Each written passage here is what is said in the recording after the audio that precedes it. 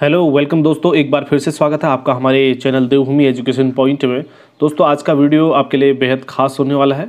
मैं जानता हूं और आप भी इस बात को जानते हो कि परीक्षाएं अभी लेट तो हो गई हैं, लेकिन हमको पता नहीं चलेगा कि कितनी जल्दी ही ये परीक्षाएं दोबारा से हमारे सामने आ गई हैं और हमारी प्रिपरेशन अभी भी पूरी नहीं हुई है। तो दोस्तों हम ऐसा कोई भी मौका क्यों छोड़ें कि जिससे हमारी परीक्षाओं में हमारी बाधा आए, ठीक है, तो कहीं पर भी हमको प्रॉब्लम फेस करनी पड़े।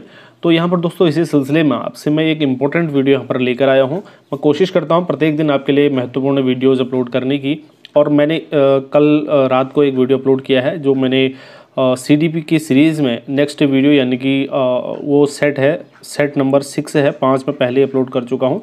तो उस वीडियो को आप ज़रूर देख लीजिए, डिस्क्रिप्शन में आपको लिंक मिल जाएगा। तो दोस्तों अभी ज़्यादा बात ना करते हुए मैं इस पर आपको बताना चाहूँगा कि जो ये वीडियो है, ये वीडियो आपके लिए होने वाला है बेहद ख़ास। इसमें मैं साइंस के आपसे क्वेश्चन डिस्कस करूँगा। जितने भी इम्पोर्टेंट क्वेश्चन हैं आपने TGT PGT के लिए, ठीक है, TGT PGT के लिए साइंस में जितने भी इंपॉर्टेंट जूलॉजी और बॉटनी से क्वेश्चन आते हैं वो मैं आपसे डिस्कस करूंगा, और केवल उन क्वेश्चंस पर बात होगी जो पहले आए हुए क्वेश्चन है। ठीक है, TGT PGT में आपसे पूछे गए क्वेश्चन है, सिर्फ उन्हीं क्वेश्चंस पर यहाँ पर आज बात होने वाली है। ठीक है, बहुत ज़्यादा इंपॉर्टेंट क्वेश्चन आपके लिए हैं क्योंकि ये बार बार रिपीट होते हैं। और TGT PGT के अलावा दोस्तों आप देखेंगे जब मैं क्वेश्चन आपको बताऊँगा तो ये क्वेश्चन और परीक्षाओं में भी आए हुए हैं, जैसे आते हैं। जैसे आपने किसी भी ऐसी परीक्षा दी है जिसमें साइंस सब्जेक्ट भी से भी क्वेश्चन आते हैं, जनरल साइंस से, वहाँ पर भी ये क्वेश्चन देखने को मिलते हैं। बहुत ज़्यादा इंपॉर्टेंट होने वाला है, इंटरेस्टेड होने वाला है, मेरे साथ इस वीडियो में लास्ट तक बन रही है। और हाँ, दूसरी इंपॉर्टेंट चीज़, अगर आप मेरे साथ ट्विटर पर ज्वाइन कर सकते हैं, हमें फेसबुक पे, यूट्यूब पे और इंस्टाग्राम पे और हमारी वेबसाइट पर भी आप इसको देख सकते हैं। दोस्तों हमको फॉलो कर सकते हैं, ये सारे लिंक आपको डिस्क्रिप्शन में मिल जाएंगे। ठीक है, चलिए बढ़ लेते हैं आगे, आज का वीडियो स्टार्ट करते हैं। तो स्टार्ट करते वीडियो। पहला क्वेश्चन है इसका, इनमें से कौन सा अभिरंजक इंग्लिश में जिसको स्टेन बोला जाता है, आप देख सकते हैं यहाँ पर स्टेन भी नीचे इंग्लिश में आपको देखने को मिल जाएगा। ठीक है, तो कौन सा स्टेन लिग्निफाइड और क्यूटिनाइज्ड कोशिकाओं का अभिरंजन करता है। ठीक है, लिग्निफाइड और क्यूटिनाइज्ड सेल्स को स्टेन करता है, वो कौन सा स्टेन या अभिरंजक है। ठीक है दोस्तों, यहाँ पर 4 ऑप्शन आप देख पा रहे होंगे, लेकिन आपको राइट आंसर सीधे दिख गया होगा, ये सेफ्रेनिन होता है। ठीक है, ऑप्शन सी में आपको देखने को मिलेगा सेफ्रेनिन। दोस्तों सेफ्रेनिन स्टेन का जो यूज होता है वो लिग्निफाइड और क्यूटिनाइज्ड सेल्स के स्टेन के लिए किया जाता है। ठीक है, और इन कोशिकाओं के लिए, इन सेल्स के लिए जो स्टेन करने का होता है वो सेफ्रेनिन पाउडर के 1 ग्राम को 100 ml में, यानी कि 50% अल्कोहल के का जो सॉल्यूशन होता है, जो घोल होता है जो है, उसमें घोल करके अभिरंजक तैयार कर दिया जाता है, यानी कि ये स्टेन इस तरह से प्रिपेयर किया जाता है। चलिए उसके बाद अगला क्वेश्चन है, ऐसी जातियां जिनका वितरण बहुत सीमित होता है उनको कहते हैं। ठीक है, the species which have a very restricted distribution is known as. ठीक है, इंग्लिश और हिंदी दोनों में आपको ये देखने को मिल जाएगा। तो दोस्तों ऐसी जातियां जिनका वितरण बहुत सीमित होता है उनको क्या कहा जाता है। दोस्तों वो स्थानिक कही जाती हैं, यानी कि एंडेमिक कही जाती हैं। ठीक है दोस्तों, ऐसी जातियां जिनका डिस्ट्रीब्यूशन बहुत ही लिमिटेड होता है उनको हम एंडेमिक कहते हैं। ठीक है, जैसे कह सकते हैं स्थानीय या स्थानिक पक्षी होते हैं, बर्ड्स होते हैं, या अन्य स्थानिक जीव होते हैं, जंतु होते हैं। ठीक है, और हानिकारक बैक्टीरिया वगैरह होते हैं। ठीक है, अर्थात हम ये कह सकते हैं कि देशी या एक निश्चित क्षेत्र तक ही सीमित रहने वाली जातियां ही स्थानिक या फिर एंडेमिक की दायरे में आ सकती हैं, आते हैं मतलब इस दायरे में। ठीक है, तो हम समझ गए कि स्थानिक किसे कहेंगे और एंडेमिक क्या होता है। ऐसी जाति जिनका विवरण बहुत ही सीमित होता है, लिमिटेड होता है। ठीक है, चलिए अगला है, निम्न में से कौन सी मृदा कपास के उत्पादन के लिए सबसे उपयुक्त होती है। तो दोस्तों आप देख पा रहे होंगे PGT बॉटनी 2013 में ये क्वेश्चन आया हुआ है। आप जितने भी क्वेश्चन यहाँ पर देखेंगे, मैंने आपसे पहले ही कहा था, हम जितने भी क्वेश्चन यहाँ पर डिस्कस करेंगे वो सारे क्वेश्चन कहीं ना कहीं इससे पहले एग्जाम्स में आए हुए होंगे। ठीक है, तो इससे हमको एक चीज़ समझ आ जाती है कि ये क्वेश्चन जो है कितना इम्पोर्टेंट है। ठीक है। तो विभिन्न प्रकार के एग्जाम्स में पूछे जाते हैं। यहाँ पर हम टीजीटी पीजीटी को अभी फिलहाल टारगेट बना के चल रहे हैं, तो उसमें ये क्वेश्चन पूछे जाते हैं। बाकी ये अन्य परीक्षाओं के लिए भी ये क्वेश्चन बहुत ज़्यादा इंपॉर्टेंट है दोस्तों। कुछ ऐसे क्वेश्चन हैं ये जो हर एग्जाम में आपको देखने को मिल सकते हैं, ठीक है। चलिए, उसके बाद तो हमने क्वेश्चन पढ़ा था अभी, निम्न में से कौन सी मृदा कपास के उत्पादन के लिए सबसे उपयुक्त होती है। कपास के लिए उपयुक्त होती है दोस्तों काली मिट्टी, ठीक है। ऑप्शन सी में यहाँ पर दिया गया है काली मिट्टी। दोस्तों आप अगर जानते हैं तो कपास एक महत्वपूर्ण फाइबर की क्रॉप है, ठीक है। तो जिसकी इम्पोर्टेंस तो भारत में नहीं पूरे संसार में, पूरे विश्व में है, क्योंकि ये जो है सूती वस्त्र उद्योग के लिए एक जो है आधारभूत पदार्थ का कार्य करता है। यानी कि जो कपास का रेशा होता है ये एक आधारभूत पदार्थ प्रदान करता है और कपास के उत्पादन के लिए लावा या काली मिट्टी सबसे उपयुक्त होती है, ठीक है। तो यहाँ पर जो है हमने बता दिया आपको, काली मिट्टी कपास के लिए उपयुक्त होती है। अब यहाँ पर अगर हम कपास की बात कर रहे हैं तो आपको एक चीज़ ध्यान में आना चाहिए, ठीक है। तो कपास उत्पादन में सबसे प्रमुख जो भारत में है कौन सा राज्य है, ठीक है। कपास उत्पादन में प्रथम स्थान भारत में किसका है, तो आप इसको कमेंट करके बताएंगे, ठीक है ना। तो कमेंट करके बताएंगे, आपको पता है तो ठीक है, अगर आपको नहीं पता तो आप बुक से, इंटरनेट के किसी से भी माध्यम से इसको ढूंढिए, ठीक है। ढूंढ के नीचे कमेंट करके लिखिए। इससे आपको आपकी खोजी प्रवृत्ति का विकास होगा, आप अच्छे से सीख पाएंगे। जिस चीज़ को आप इतना समय देते हैं, खुद ढूंढते हैं, खुद करते हैं, बहुत अच्छे से सीख पाते हैं आप, ठीक है ना। तो यहाँ पर जो है ये हो गया दोस्तों। ये जो है ऊंचे तापमान में लगभग 21 से 30 डिग्री सेंटीग्रेड की निरंतरता पर पाई जाती है और इसी में ही उगाई जाती है कपास, ठीक है। चलिए, उसके बाद अगला है विश्व जनसंख्या दिवस किस दिन मनाया जाता है।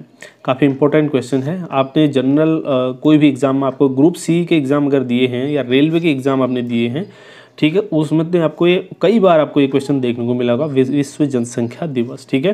तो ये किस दिन मनाया जाता है, 11 जुलाई को मनाया जाता है। पीजीटी बायोलॉजी 2011 में क्वेश्चन आया हुआ है।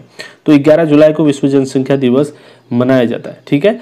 और इसी दिन 5 बिलियनियर यानी कि 50 करोड़वें बच्चे का जन्म वर्ष 1997 में हुआ था और विश्व की जनसंख्या 5 बिलियन पहुंच गई थी दोस्तों, ठीक है। 11 जुलाई को कब हुआ था, 1997 में 50 करोड़वें बच्चे का जन्म हुआ था, ठीक है, इसी दिन, ठीक है। और इस दिन जनसंख्या कितनी पहुंच गई थी, 5 बिलियन, ठीक है, 5 बिलियन पहुंच गई थी। चलिए अगला क्वेश्चन देख लेते हैं। कौन सा पक्षी उत्तर प्रदेश का प्रादेशिक चिन्ह है। देखिए उत्तराखंड का प्रादेशिक चिन्ह कौन सा है, मतलब पक्षी जो है, जो राज्य पक्षी है हमारे उत्तराखंड का। फर्स्ट में मोर दे रखा दोस्तों, मोर तो आपको पता ही है, ये तो हमारे इंडिया का है, ठीक है। अब यहाँ पर पूछ रहा है उत्तर प्रदेश का। उत्तर प्रदेश का है दोस्तों सारस क्रेन, ठीक है। सारस क्रेन उत्तर प्रदेश का राज्य पक्षी है। और उत्तराखंड का कौन सा है, ये आपको पता ही होगा, ये है मोनाल, ठीक है, मोनाल है। चलिए बढ़ जाते आगे, इसमें कुछ ज़्यादा डिस्कस करने की तो यहाँ पर है नहीं ज़रूरत, तो इससे आगे बढ़ लेते हैं। अगला, कीटनाशक की विषालुता की गणना किस रूप में की जाती है।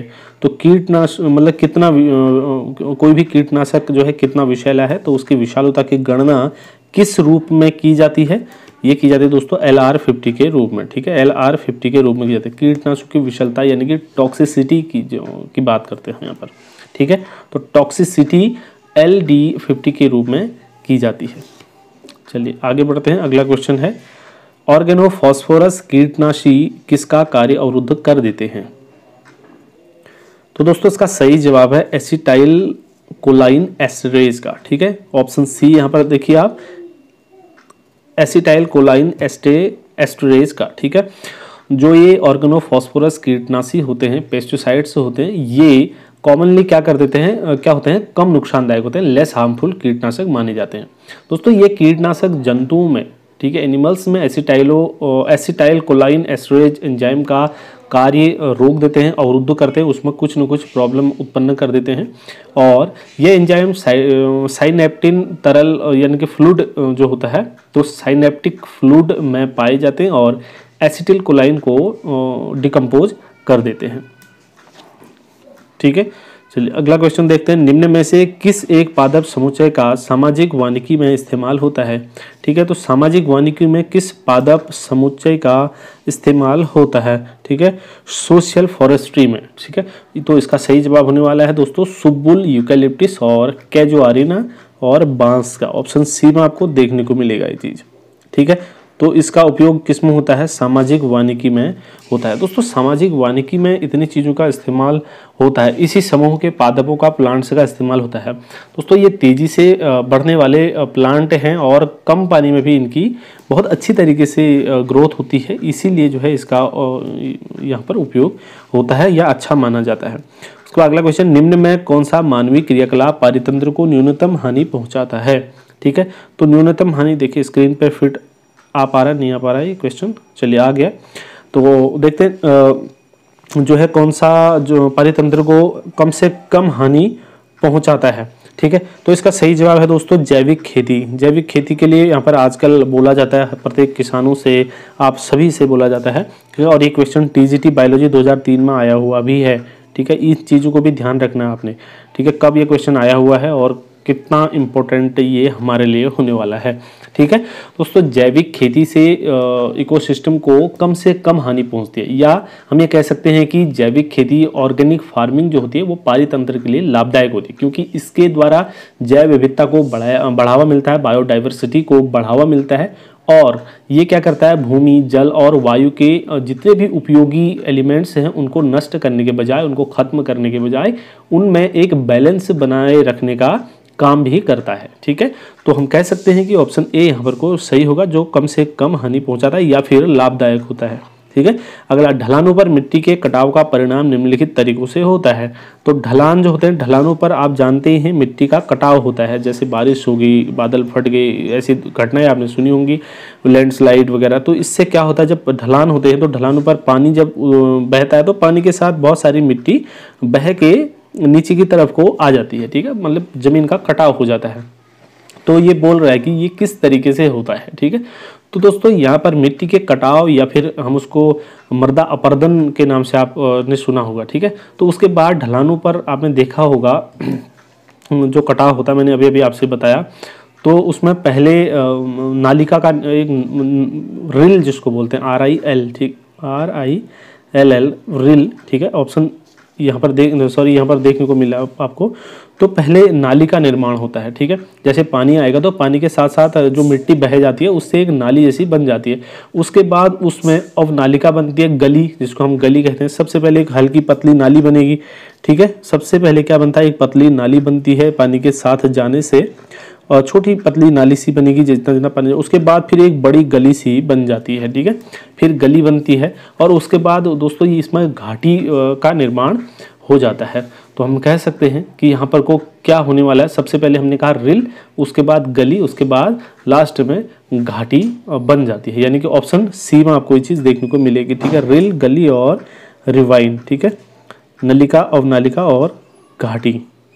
देखिए कितना इम्पोर्टेंट है। अगर आप ये उसमें पर्यावरण में भी आपको ये देखने को मिल सकते हैं क्वेश्चन, साइंस में, ज्योग्राफी में। ठीक है, बहुत ही इंपॉर्टेंट क्वेश्चन दोस्तों यहाँ पर मैं आपके लिए लेकर आया हूँ। उसके बाद अगला है, जड़ ग्रंथियों में सहजीवी नाइट्रोजन स्थिरीकरण के लिए ATP का स्रोत क्या है? तो जड़ ग्रंथियों में नाइट्रोजन, आपको पता ही है दोस्तों, जो दालें होती हैं, विभिन्न प्रकार के कुछ प्लांट होते हैं, उनकी जड़ों में कुछ ऐसी गांठें आपने देखी होंगी। इन गांठों में बैक्टीरिया रहते हैं। ठीक है ना, बैक्टीरिया रहते हैं जो सहजीवन में इनके साथ रहते हैं। तो ये क्या करते हैं, जो मृदा में उपस्थित नाइट्रोजन होती है उसको नाइट्रेट में बदल के तो इसको प्लांट को देते हैं, और प्लांट इसके बदले इनको अपने जड़ों में रहने के लिए जगह दे देता है। इस तरह से एक सिम्बायोसिस यहाँ पर शो करते हैं, प्रदर्शित करते हैं। तो यहाँ पर जो नाइट्रोजन स्थिरीकरण, हमको नाइट्रोजन फिक्सेशन के लिए ATP का स्रोत क्या है, अब ये पूछा जा रहा है। ठीक है, तो दोस्तों यहाँ पर सही जवाब होने वाला है पायरुवेट, ऑप्शन बी। ठीक है, तो जड़ ग्रंथियाँ जो होती हैं, मैंने अभी आपको फिगर में यहाँ पर दिखाया आपको, तो इसमें सहजीवी नाइट्रोजन स्थिरीकरण के लिए पायरुवेट होती हैं, जो ATP का मुख्य स्रोत होती हैं दोस्तों।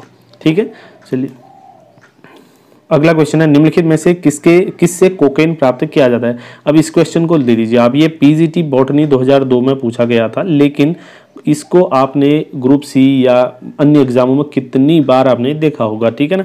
तो कोकेन किससे प्राप्त किया जाता है, ठीक है। आप बीएससी या बीएससी फाइनल ईयर में आपको देखने को मिलता है कोकेन, आप पढ़ते हैं वहाँ पर बहुत डिटेल में आपको पढ़ने को मिलता है कोकेन। दोस्तों यहाँ पर इसका सही जवाब होने वाला है एरिथ्रोजाइलम कोका में, ठीक है। एरिथ्रोजाइलम कोका में ये पाया जाता है कोकेन, ठीक है। दोस्तों इसकी पत्तियों में कोकेन के अतिरिक्त अन्य एल्कलॉइड भी पाए जाते हैं और ये एराइथ्रोजाइलेसाई परिवार का फैमिली का सदस्य है, ठीक है। और बहुत सारे इसकी पत्तियों में जो है एल्कलॉइड भी पाए जाते हैं। कोकेन अफीम के जैसा ही एक नशीला पदार्थ है। चलिए आगे बढ़ते हैं। अगला क्वेश्चन है निम्नलिखित में कौन सा अमीनो अम्ल सल्फर युक्त है, ठीक है। तो कौन सा अमीनो अम्ल है जो सल्फर युक्त है। दोस्तों आप जानते हैं हमारी बॉडी में कुछ एसेंशियल एमिनो एसिड्स पाए जाते हैं, ठीक है। तो इनकी संख्या लगभग 20 है। तो ये 20 एसेंशियल एमिनो एसिड्स हमारे बॉडी में पाए जाते हैं। तो इसमें से ये पूछ रहा है कि सल्फर युक्त अमीनो अम्ल कौन सा है। तो ठीक है, इसका आंसर होने वाला है मेथियोनिन, ठीक है। मेथियोनिन आपको ऑप्शन सी में देखने को मिलेगा। मेथियोनिन जो है ये सल्फर युक्त अमीनो एसिड होता है। मेथियोनिन, सिस्टीन, होमोसिस्टीन और टॉरिन सल्फर युक्त अमीनो एसिड हैं। इसके अलावा कुछ अन्य जो मैंने अभी आपको नाम बताए, मेथियोनिन, ठीक है, सिस्टीन, होमोसिस्टीन और टॉरिन, ये कुछ अन्य हैं जो सल्फर युक्त अमीनो एसिड हैं। उसके बाद अगला है लेटिसाइफर्स निम्नलिखित में से किस पौधे में पाए जाते हैं। लेटिसाइफर्स, अब ये यहाँ पर एक नया टर्म आया है, ठीक है। लेटिसाइफर्स किस में पता है दोस्तों। लेटिसाइफर्स हैविया ब्रेसिलेसिस नामक पौधे में पाए जाते हैं। जो प्लांट होते हैं उनकी सेल्स में पाए जाते हैं, जिनमें से एक मिल्की टाइप का एक पदार्थ निकलता है, मटेरियल निकलता है। जैसे आपने रबर के प्लांट में या किसी ऐसे प्लांट में कभी एक धारदार चीज़ से हिट किया होगा, तो उससे जैसे आप यहाँ पर हिट करते तो यहाँ से एक तरल पदार्थ निकलता है, एक लिक्विड निकलता है, दूध सा होता है, थोड़ा सा गाढ़ा होता है, ठीक है। तो ये वही चीज़ है जिसको हम लेटेक्स बोलते हैं, ठीक है। लेटेक्स एक नेचुरल रबड़ का एक कह सकते हैं आप सोर्स होता है, एक इम्पोर्टेंट सोर्स है, ठीक है। और लेटिसाइफर्स ऐसी विशिष्ट कोशिकाएं होती है जो 20 से अधिक विभिन्न प्रकार के प्लांट्स फैमिली में पाई जाती है और इनसे जो भी लेटेक्स निकलता है, लेटेक्स या उसके समान ही कोई अन्य मेटाबॉलिक मटेरियल निकलता है, तो सब्सटेंस निकलता है, तो वो पौधों की बहुत प्रकार के इंसेक्ट से, कीड़े मकोड़ों से जो है रक्षा भी करते हैं, ठीक है। चलिए यहाँ से कुछ इंपॉर्टेंट चीज़ निकल के आगे, उसके बाद आगे बढ़ते हैं। निम्नलिखित में से किस पौधे से छोटी इलायची प्राप्त की जाती है। तो छोटी इलायची किससे प्राप्त की जाती है दोस्तों। एलेटेरिया कार्डामोमम से, ठीक है। एलेटेरिया कार्डामोमम से प्राप्त की जाती है। ऑप्शन सी यहाँ पर सही है। तो दोस्तों ये जो छोटी इलायची होती है ना, तो ये पौधे के छोटे छोटे फलों के छिलकों में छिपे बीजों से जो है हम इसको प्राप्त कर सकते हैं। इसमें तेज खुशबू और स्वाद होता है और मसालों की रानी के नाम से भी इसको जाना जाता है। किसको, छोटी इलायची को मसालों के रूप रानी के रूप में जाना जाता है। दोस्तों ये एक सदाबहार चिरस्थायी अदरक के समान पौधा है जिस पर सफ़ेद फूल आते हैं, वाइट फ्लावर आते हैं इस पर, ठीक है। कैसे फूल आते हैं, वाइट फ्लावर आते हैं। आगे बढ़ते हैं। इलायची किसका बीज है। तो इलायची किसका बीज है दोस्तों, इसका सही जवाब होने वाला है एलेटेरिया। ये हमने थोड़ी देर पहले ही डिस्कस किया है। इससे पहले देखिए आप इस क्वेश्चन को अगर देख पा रहे होंगे यहाँ पर ऑप्शन सी में, तो यहाँ पर ऑप्शन बी, तो हमने कहा था इलायची किसका बीज है, एलेटेरिया कार्डामोमम का बीज है, ठीक है। इसमें ज़्यादा डिस्कस करने की जरूरत नहीं है क्योंकि हम इसको पहले बता चुके हैं। उसके बाद अगला क्वेश्चन है सामान्य गेहूँ होते हैं। तो सामान्य गेहूं कैसे होते हैं, हेक्साप्लॉइड होते हैं दोस्तों। ऑप्शन यहाँ पर को देखिए सी सही होगा। सामान्य गेहूं यानी कि ब्रेड व्हीट क्या होते हैं, हेक्साप्लॉइड होते हैं दोस्तों। सामान्य रोटी वाले गेहूं का वानस्पतिक नाम ट्रिटिकम एस्टिकम है। क्या है, ट्रिटिकम एस्टिकम जो है इसका वानस्पतिक नाम है। आपको ये वनस्पतिक नाम भी याद कर लेने चाहिए, ठीक है ना। तो ये हमने आपको पहले बता दिया, ये क्या है, हेक्साप्लॉइड होते हैं। हेक्साप्लॉइड गेहूं में 42 क्रोमोसोम होते हैं। कितने क्रोमोसोम होते हैं, 42 क्रोमोसोम होते हैं, जो इसमें इसके 3 पूर्वजों के जीनोम से आए रहते हैं, ठीक है। 3 पूर्वज जीनोम से आए रहते हैं, 42 क्रोमोसोम होते हैं।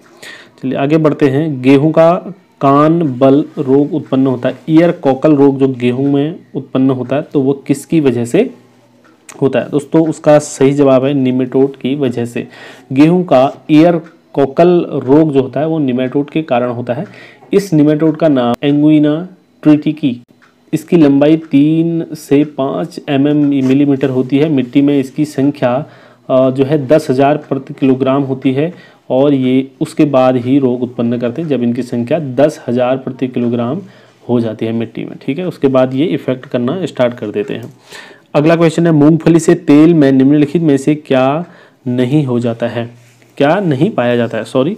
तो इसमें देखिए मूंगफली के तेल में इनमें से क्या नहीं पाया जाता है। इसका सही जवाब है दोस्तों एसिटिक एसिड, बाकी ओलेजोइक एसिड, लिनोलेनिक एसिड और पोमेटिक एसिड, ये तीनों पाए जाते हैं। एक एसिटिक एसिड इसमें मूंगफली के तेल में नहीं पाया जाता है, ठीक है दोस्तों। मूंगफली के तेल में स्टेरिक अम्ल भी पाया जाता है, ठीक है। जो एसिटिक अम्ल है, एसिटिक एसिड है, इसकी जगह पर क्या पाया जाता है, स्टेरिक एसिड पाया जाता है। तो आप इसको एसिटिक एसिड के बदले में स्टेरिक एसिड है, ये देखिए स्टेरिक एसिड ये है, तो इसकी जगह में इसको कंफ्यूज मत कर जाना, ठीक है ना। तो स्टेरिक एसिड पाया जाता है, परंतु हम कह सकते हैं कि एसिटिक एसिड इसमें नहीं पाया जाता है, ठीक है। चलिए आगे बढ़ते हैं। बैक्टीरिया में रिस्ट्रिक्शन एंडोन्यूक्लिएज का सामान्य कार्य क्या है। तो रिस्ट्रिक्शन एंडोन्यूक्लिएज का क्या कार्य होता है बैक्टीरिया में दोस्तों, ये एक प्रकार का एंजाइम है, आपको पता ही है, जो बैक्टीरिया में प्राकृतिक रूप से पाया जाता है। ये एंजाइम न्यूक्लिक एसिड यानी कि डीएनए और आरएनए को एक विशिष्ट स्थान से काटता है। इसका उपयोग जीन इंजीनियरिंग में डीएनए को काटने में किया जाता है। तो हमने क्या समझा, तो इससे क्या होता है, ये काटने जो है उसको क्या करता है, एक निश्चित स्थान से काट देता है, यानी कि डीएनए को काटना और उसको परिवर्तित करना है। जीन इंजीनियरिंग में इसका उपयोग होता है। जैसे आप कुछ भी चीज़ है, मान लीजिए एक ये पूरा खंड है, इसको यहाँ से कट करना है, तो इसको यहाँ से कट करके हटा दिया जाएगा और यहाँ पर कोई दूसरी चीज़ रख दिया जाएगा, यानी कि डीएनए को काटना और परिवर्तित करने का काम होता है किसका, एंडोन्यूक्लिएज का, रिस्ट्रिक्शन एंडोन्यूक्लिएज का। चलिए अगला क्वेश्चन है, ह्यूमिलिन क्या है दोस्तों। क्वेश्चन नंबर 21 है, ह्यूमिलिन क्या है। तो ह्यूमिलिन एक प्रकार की प्रोटीन है, ठीक है। ह्यूमिलिन एक प्रकार की प्रोटीन है। ये आनुवंशिक इंजीनियरिंग में, अर्थात हम कह सकते हैं कि जैव प्रौद्योगिकी में, बायोटेक्नोलॉजी के द्वारा किया गया इंसुलिन हार्मोन है। ये एक प्रकार का प्रोटीन हार्मोन है दोस्तों। इसमें 2 पॉलीपेप्टाइड सीरीज होती हैं जिसको हम ए और बी कहते हैं, ठीक है। 2 पॉलीपेप्टाइड सीरीज होती हैं ए और बी, जिन्हें प्रयोगशाला में एसेरिया कोलाई बैक्टीरिया के संवर्धन के द्वारा तैयार करके आपस में डाइसल्फाइड बॉन्ड के द्वारा जोड़ दिया जाता है। इसका उपयोग डायबिटीज मेलिटस के उपचार में होता है दोस्तों। अगला क्वेश्चन है, कृत्रिम रूप से बैक्टीरिया के संवर्धन द्वारा तैयार प्रथम हार्मोन कौन सा है। बहुत ज़्यादा इंपॉर्टेंट क्वेश्चन है। देखिए दोस्तों 2013 में ये पीजीटी में आया हुआ क्वेश्चन है, ठीक है ना। तो कृत्रिम रूप से बैक्टीरिया के संवर्धन के द्वारा तैयार किया गया पहला हार्मोन कौन सा है। तो इसका सही जवाब है इंसुलिन, ठीक है। इंसुलिन है ये पहला हार्मोन, ठीक है। चलिए उसके बाद अगला क्वेश्चन देखते हैं। ये कहीं ना कहीं पहले वाले क्वेश्चन से रिलेटेड ही है, इसमें ज़्यादा बात क्या करें। उसके बाद अगला क्वेश्चन, सर्वाधिक सौर ऊर्जा ग्रहण करते हैं। तो सर्वाधिक सौर ऊर्जा जो है कौन ग्रहण करते हैं। इसका सही जवाब फसलों के खेत, ठीक है। जो फसलों के खेत होते हैं सर्वाधिक सौर ऊर्जा ग्रहण करते हैं। दोस्तों पृथ्वी पर सभी जो है इकोसिस्टम के लिए सूर्य पर ही निर्भर होते हैं, आपको पता ही है। ऊर्जा का जो सबसे बड़ा स्रोत होता है, अल्टीमेट स्रोत हम जिसको बोलते हैं, तो वो क्या है, हमारा सूर्य ही होता है, ठीक है। सूर्य ही यहाँ पर सबसे बड़ा स्रोत है, अल्टीमेट स्रोत है पृथ्वी पर। तो इससे आने वाली जो प्रकाश की ऊर्जा होती है लगभग 56% पृथ्वी की सतह तक पहुँचती है, और जिसका केवल 1 से 5% जीव के द्वारा उपयोग किया जाता है। अगला है, एक मूल उत्पादक सूर्य की ऊर्जा का औसत कितना प्रतिशत प्रकाश संश्लेषण के द्वारा संचय करता है, ठीक है। तो इसका सही जवाब होने वाला दोस्तों ऑप्शन बी 1.0%, ठीक है। 1.0% हमने आपसे अभी यहाँ पर डिस्कस की थी। तो एक मूल उत्पादक सूर्य की ऊर्जा का औसत कितना प्रतिशत जो है प्रकाश संश्लेषण में यूज़ करता है, तो ये करता है 1% यूज करता है। अगला क्वेश्चन है, प्रकाश संश्लेषण में प्रकाश ऊर्जा का कितना प्रतिशत उच्च पौधों द्वारा उपयोग किया जाता है। तो उच्च पौधों के द्वारा कितना प्रतिशत उपयोग किया जाता है दोस्तों, इसका सही जवाब है 1 या 2%, ठीक है। 1 या 2% लगभग डी। क्वेश्चन नंबर 25 हो गया। क्वेश्चन नंबर 26 देखेंगे। कितने प्रतिशत रेडियम ऊर्जा उत्पादकों द्वारा संचित की जाती है। तो देखिए यहाँ पर what percentage of radium energy stored by plant, ठीक है, तो ये कितने परसेंट की जाती है। यहाँ पर दोस्तों आप देख पा रहे हैं ऑप्शन बी में, लेकिन ये 1 से 5% ही ऊर्जा का टोटल जो एनर्जी ऊर्जा होती है सूर्य से आने वाली, वो 56% पृथ्वी पर पहुँचती है, पृथ्वी की सतह पर, और उसका 1 से 5% ही यूज कर पाते हैं प्लांट्स, ठीक है ना। तो वो यूज़ कर पाते हैं, जिनको हम प्रोडक्ट बोलते हैं, तो वो इतना यूज़ कर पाते हैं, 1 से 5% है, ठीक है। ऑप्शन बी के साथ आप जा सकते हैं, लेकिन यहाँ पर 1 to 5% आता, तो 1 से 5 तक कोई भी वो यहाँ पर आसानी से आप कर पाते।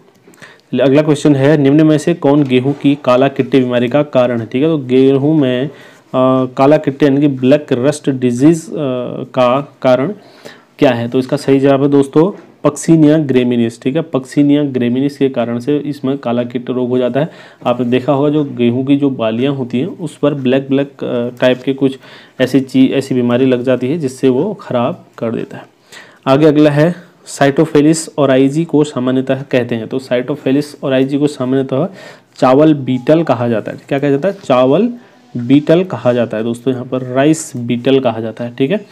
तो ये हो गया। उसके बाद अगला क्वेश्चन है 29, विलंबित अंगमारी का मेजबान पौधा कौन सा है। तो विलंबित अंगमारी का मेजबान पौधा कौन सा है, आप यहाँ पर देख पा रहे होंगे, लेट ब्लाइट डिजीज़, ठीक है। लेट ब्लाइट डिजीज़ को बोला जाता है। इसके कारण आलू में ये बीमारी लगती है, कौन सा, लेट ब्लाइट डिजीज़ जो है ये आलू में होती है। और एक चीज़ है इसमें 1845 में, ठीक है, तो इससे जो है आयरलैंड में इसकी वजह से भयंकर अकाल उत्पन्न हो गया था, तो जिससे लगभग 10 लाख लोगों की मृत्यु हो गई थी, ठीक है। 10 लाख लोगों की मृत्यु हुई थी। कहाँ पर हुई थी, आयरलैंड में। उसके बाद लास्ट क्वेश्चन है इस सेशन का, तो इसमें निम्नलिखित में से कौन आयरिश अकाल से संबंधित है। देखिए आयरलैंड हमने भी बात की, तो आयरिश फेमाइन से ये कौन सा है, आपको पता ही है, विलंबित अंगमारी जिसको हम लेट ब्लाइट कहते हैं, आलू में होता है। इससे कितने लोग प्रभावित थे, 10 लाख लोग प्रभावित हुए थे, लोगों की मृत्यु हुई थी। कब हुआ था, 1845 में। कुछ इंपॉर्टेंट चीज़ यहाँ से भी हमको मिल गई। तो दोस्तों यहाँ पर 30 क्वेश्चन ये थे, बहुत ज़्यादा इंपॉर्टेंट क्वेश्चन थे आपके लिए। मैं समझता हूँ अगर आपको ये अच्छा लगा तो प्लीज़ वीडियो को लाइक और शेयर कर देना बाकी लोगों तक भी। और अगर कोई भी आपको प्रतिक्रिया देनी है तो कमेंट सेक्शन में अपनी प्रतिक्रिया दे देना। बाकी वीडियोज़ के लिए हमारे साथ बने रहिए। हम मिलते हैं अगले वीडियो में, तब तक के लिए ढेर सारी शुभकामनाएं। धन्यवाद।